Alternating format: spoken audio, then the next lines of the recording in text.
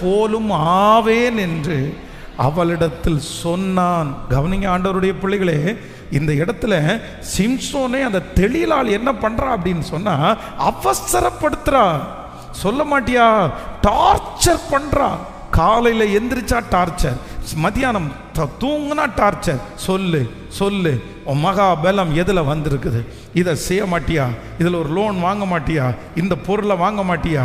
இதை வாங்கக்கூடாதா? அப்படியே ஒரே டார்ச்சர்.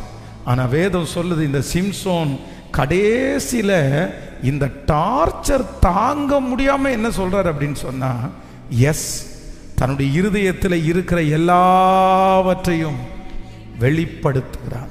ஒன்று நினைத்து கொள்ளுங்கள், பெற்றோர்கள் ஒன்று நினைத்து கொள்ளுங்கள், பிள்ளைகள் சொல்லுகிறது மாதிரி எல்லாம் நீங்கள் கேட்டுறாதீங்க.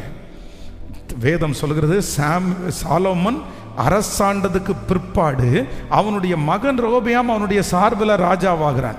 இந்த ரெகொபெயாம் தான் கூட வளர்ந்த வாலிபர்களுடைய ஆலோசனையை கேட்டு விழுந்து போனான் என்று வேதம் சொல்லுது. சில நேரத்தில் சிலருக்கு அவங்க வீட்டில் இருக்கிற பிள்ளைகள் தான் பெரிய ஆள், இளைய மகள் தான் பெரிய ஆள். தீர்க்கதரிசியே யார் தெரியுமா? அந்த சின்ன பொண்ணு தான். தீர்க்கதரிசியே யார் தெரியுமா? அந்த சின்ன பையன்தான். அவன் சொன்னால் அந்த அம்மா அப்படியே கேட்பாங்க. அவங்க போய் கேட்குறதே கார் என்ன கலரில் வாங்கலான்னு அவங்கள்ட்ட தான் கேட்பாங்க, என்ன மாடல் வாங்கலான்னு அவங்கள்ட்ட தான் கேட்பாங்க, என்ன மொபைல் வாங்கலான்னு அவங்கள்ட்ட தான் கேட்பாங்க. இப்போது ஒன்று நினச்சிக்கோங்க, உங்கள் பிள்ளைகள் இன்னும் அவர்கள் இந்த சமுதாயத்தில் வாழ ஆரம்பிக்கல. அவங்களுக்கு என்ன தெரியும்னு நினைக்கிறீங்க? இப்போது என்ன மொபைல் வாங்கலான்னு உங்கள் பிள்ளைகள்கிட்ட போய் கேட்டிங்கன்னா உங்கள் பிள்ளைங்க என்ன சொல்லுவாங்க? உங்களுக்கு என்ன பிடிக்குதோ அதை வாங்குமா, இல்லை உங்களுக்கு என்ன பர்பஸ்ஸு, உங்களுக்கு என்ன பேசணும், நீங்கள் எஸ்எம்எஸ் பண்ணணுமா இல்லை பேசணுமா, உங்களுக்கு என்ன பர்பஸ்ஸு, அதுக்கு தகுந்த மாதிரி வாங்குங்க அப்படின்னு நான் சொல்ல போகிறாங்க.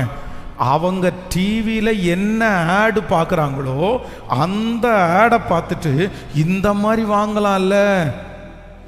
ஒரு வீடு கட்டுறீங்கன்னு வைங்களேன், சரி உனக்குன்னு ஒரு ரூம் தர்றேன், உனக்கு என்ன ரூம் கேட்கணும்னு நினச்சா பிள்ளைங்க என்ன ரூம் கட்டி தர சொல்லுவாங்க?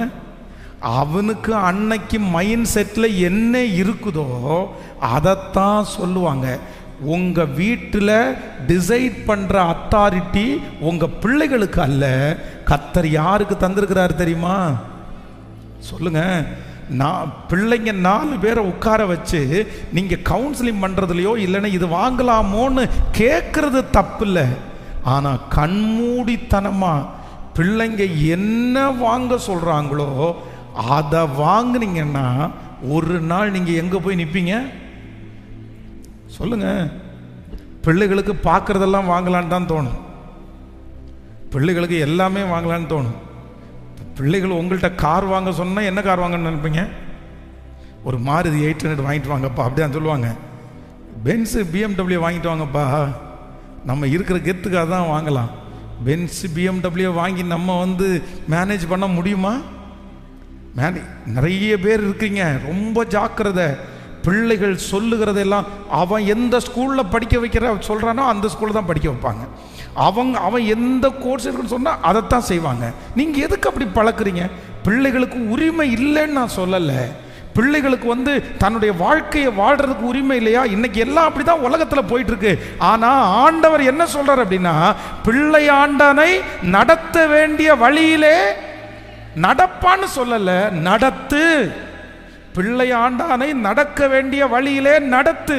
அப்போ ஒரு அம்மாவுக்கு ஒரு அப்பாவுக்கு பிள்ளையை நடத்தக்கூடிய கிருபையை அம்மா அப்பா கையில் தான் கொடுத்துருக்கிறாரு. நீங்கள் படிச்சிருக்கலாம், படிக்காமல் இருக்கலாம், நீங்கள் ஒருவேளை அவருடைய பார்வைக்கு முட்டாளாக இருக்கலாம், ஆனால் உங்கள் பிள்ளையை நடத்தக்கூடிய அபிஷேகம் உங்களுக்குள்ளே இருக்குது. அந்த அபிஷேகம் இல்லைன்னா ஆண்டவர் உங்களுக்கு பிள்ளையே தந்திருக்க மாட்டார். கர்த்தர் உங்களுக்கு பிள்ளையை தந்திருப்பாரானால் அந்த பிள்ளையை எப்படி நடத்தணும்னு கர்த்தர் உங்களுக்கு சொல்லி தருவார். அதனால் ரொம்ப கவனம்.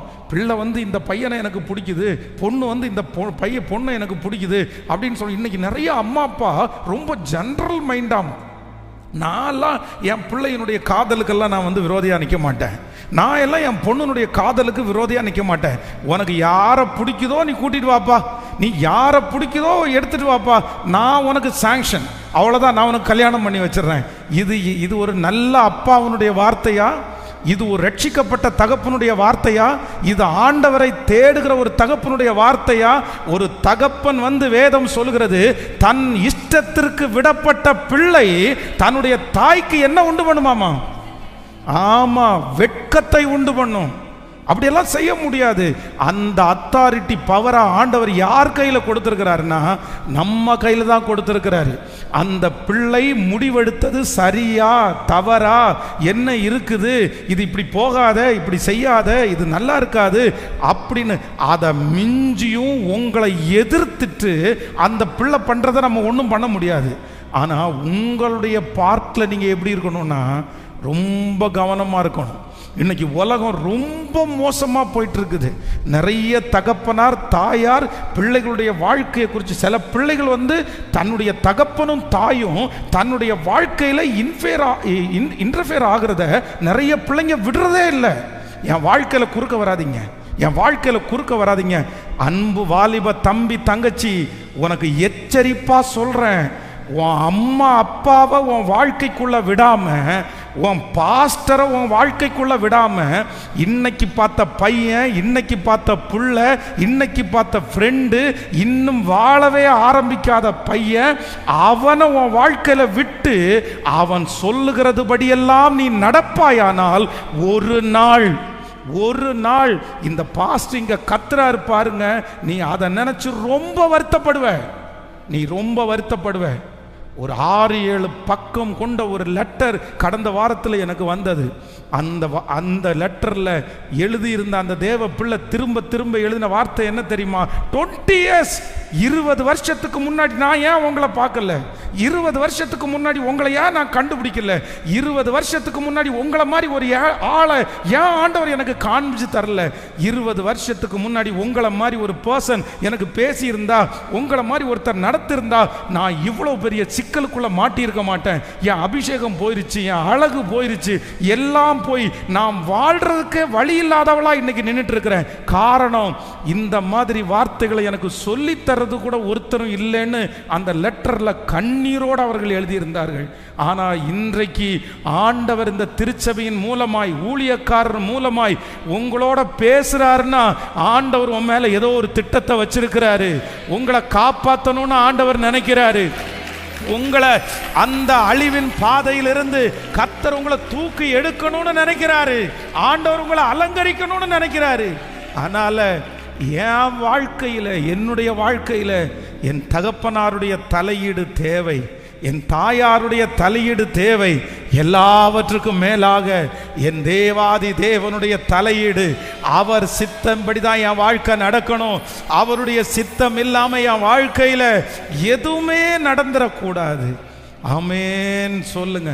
அதனால நீங்க ஜெபம் பண்ணுங்க, ஆண்டவரே நம்பர் 1 எனக்கு நோ சொல்லக்கூடிய கிருபை.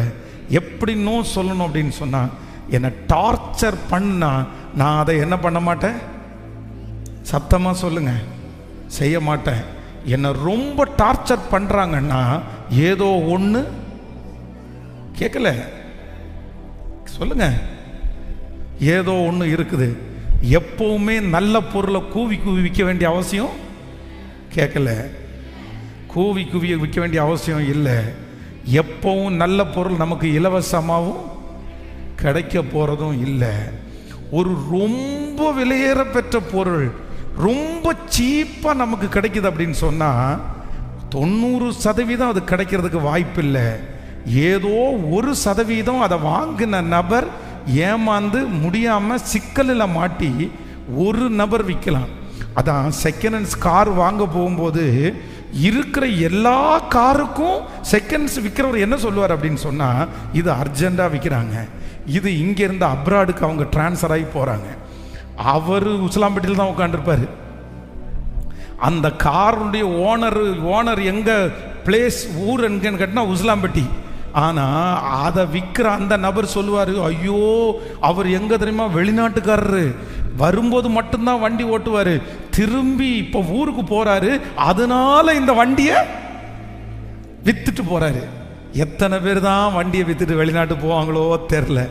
ஆனால் நம்மவும் நிறைய பேர் தலையை இப்படி ஆட்டிட்டு போய் நின்று, சரி அப்படியா, வேற பெருமையாக வேற சொல்லுவோம், ஒரு ஃபாரின்காரர் வண்டிங்க, அவர் போயிட்டாரு.